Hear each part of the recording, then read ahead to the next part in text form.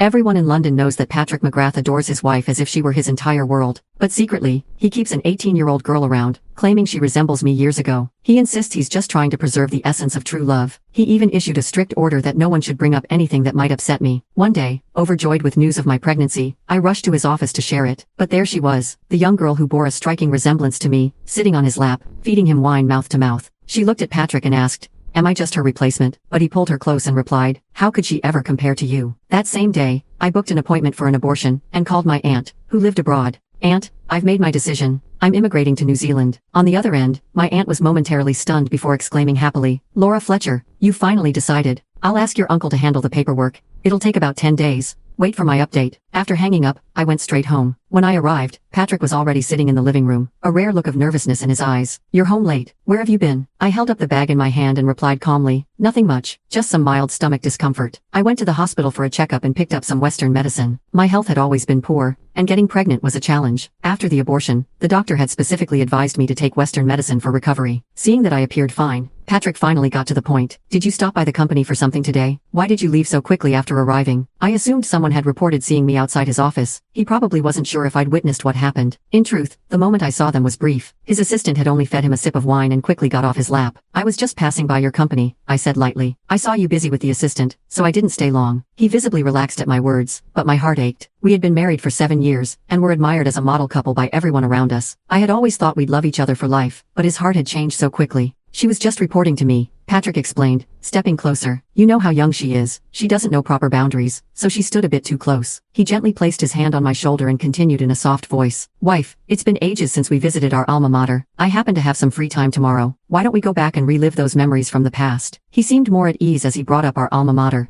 his mood noticeably lighter. We were a couple who transitioned from school uniforms to wedding attire, and visiting our alma mater on our wedding anniversary had become a tradition. But this year, Patrick claimed work at the company was too hectic, so we didn't go. Thinking back now, he was probably preoccupied with his 18-year-old assistant. I sighed softly and shook my head. "Let's talk about it another time. The doctor prescribed me 10 days of Western medicine, and I must boil it daily." He hummed in acknowledgement, reaching out to gently stroke my long hair. I turned my head slightly, avoiding his touch without making it obvious. His hand froze mid-motion. "Laura, is something bothering you? Why do I feel like you're unhappy? Is it because Christy Barrett seemed too close to me while reporting her work earlier today? She's just a kid, barely 18. Surely you wouldn't take it to heart, right?" My chest tightened at his words. Once I too had been an 18-year-old girl. When I looked up again, my eyes were steady and calm. "No, I didn't take it to heart." His expression softened as he murmured gently, "That's right. There's a jewelry auction next week. I'll buy you anything you like." Just an hour earlier, I had seen Christy's updated moments. "Uncle said he's taking me to the auction next week to check it out. He even promised to snap a photo of the final piece and give it to me. I love my uncle so much." The post was accompanied by a photo of the two of them making a heart gesture. The wedding ring on Patrick's finger stood out like a glaring beacon. I glanced at him coldly. "No need. Save the photo for someone else." Patrick's expression stiffened, his gaze lowering. Just as he was about to speak, his phone buzzed. A message from Christy popped up. Nothing but a photo of a bed covered with an assortment of adult toys. He stared at the screen, his Adam's apple moving involuntarily. "Laura, there's a new business at the company, and I need to leave on a trip for a few days." With that, he hurried out, the corners of his eyes twitching. I thought back to the countless nights he had rushed out with the excuse of urgent work, or the frequent business trips that followed.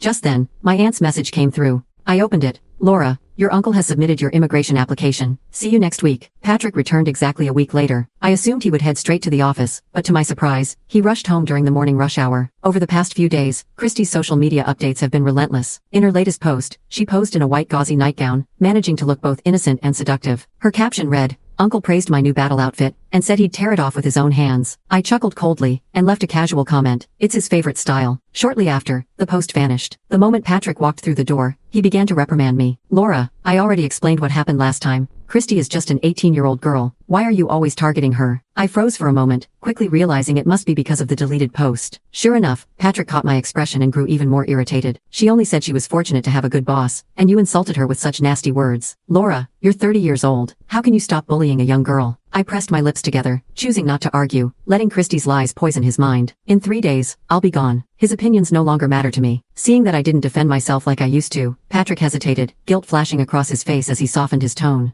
Laura, you were always the most reasonable person before. Why have you been acting so childish lately? Is it because you haven't been feeling well? He placed the food container on the dining table and carefully ladled out a bowl of hot porridge. This is stomach-nourishing porridge from the old house. I asked the kitchen to prepare it for you every day since you've been unwell. Tomorrow morning, I'll go back and bring you another portion. He scooped up a spoonful and brought it to my lips. Every time you're sick, I wish I could take the pain for you, he murmured. I frowned, keeping my mouth closed, refusing to accept the gesture. Patrick's patience thinned, and he snapped, Laura, are you done sulking? You're not some 18-year-old girl anymore. Do you really expect me to keep coaxing you like before? He sighed heavily, then added, Christy is the orphan my grandpa Mike Barrett, an old family friend, entrusted to me before he passed away. Isn't it normal for me to look after her? Can't you be a bit more understanding? I tilted my head, curling my lips into a cold smirk. An orphan you were entrusted to care for. How noble, taking care of her, even in bed. Patrick always said he liked me best when I was sensible and well-behaved. I had always prioritized his feelings for everything, even when I felt wronged or unhappy. As long as he coaxed me, I would quickly accept his gestures and let things go. Just like now, he has lowered himself to make peace, fully expecting me to follow the path he laid out. Forget it. I'm leaving soon to stay with my aunt abroad, and I don't want to arouse his suspicion before then. The porridge is a little hot. Put it down. I'll drink it later. Noticing the coldness in my tone, Patrick softened his voice. Laura, you're so thoughtful. I knew you were the most considerate. A short while later, Patrick received a phone call summoning him to the company. I didn't need to guess who was behind it. Before leaving, he kissed my forehead and said, Be good. There's something urgent at the company. Later tonight at the auction, I'll pick out a piece of jewelry just for you and bring it home. After he left, I couldn't help but laugh bitterly. It's undeniable. We once truly loved each other. He did love me, but eventually, that love shifted to Christy. He betrayed me, yet he clung to such a flimsy excuse.